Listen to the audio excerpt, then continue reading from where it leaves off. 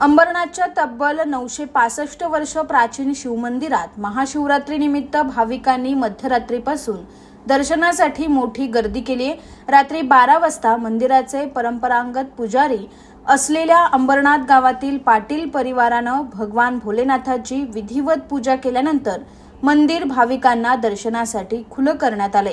जागृत देवस्थान अशी या प्राचीन शिवमंदिराची ओळख असून प्रत्येक महाशिवरात्रीला राज्यभरातून लाखो भाविक इथं दर्शनासाठी येत असतात।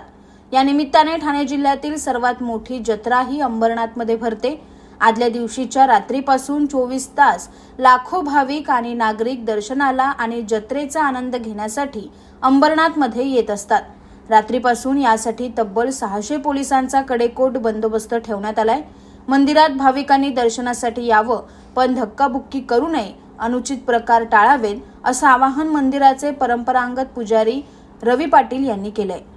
ठाणे जिल्ह्यातून पूर्ण यात्रेत फिरायला आणि दर्शनाला कमीत कमी 7 लाख लोक येतील। काही लोक इकडे दर्शनाला येतात, काही यात्रा फिरून निघून जातात। आमच्या पुजाऱ्यांतर्फे इकडे त्यांना प्रसादाची व्यवस्था तर केलेली आहे, चहा पाण्याची व्यवस्था, पाण्याची व्यवस्था केलेली आहे आणि इकडे भंडाराही चालू आहे लोकांसाठी।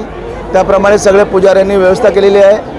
पोलीस बंदोबस्त खूप प्रमाणे आहे। ACP साहेब आता आणि इथले सर्व सिनियर पोलीस स्टाफ आहेत, हे सगळे इकडे आहेत आणि ते कंटिन्यू आपले सर्व लक्ष देऊन आहेत। आमचे पुजारी आहेत, नगरपालिकेचे काही स्वयंसेवक आहेत, फायर ब्रिगेड्सवाले आहेत, आरोग्य सेवावाले आहेत। या शहरातील दोन्ही शहरातील सगळे नागरिक आणि जेवढी व्यवस्थापक असतो आपला महाराष्ट्रातली, जशी नगरपालिका आहे, पोलीस बंदोबस्त आहे आणि आम्ही पुजारी, या सगळ्यांनी मिळून आपल्या सगळ्या भाविकांसाठी खूप सुंदरपणे सगळ्यांची व्यवस्था केलेली आहे। आपण फक्त प्रेमात या, कुठल्याही प्रकारे धक्काबुक्की कुठे करू नका। आपल्या मुलांना सांभाळा, गर्दीत तुमचे काय मूल्यवान वस्तू असतील ते घेऊन येऊ नका आणि आपण स्वतःचे रक्षण करा आणि आपल्या वस्तूचंही रक्षण करा। Bureau report, AB fast news, Ambernath.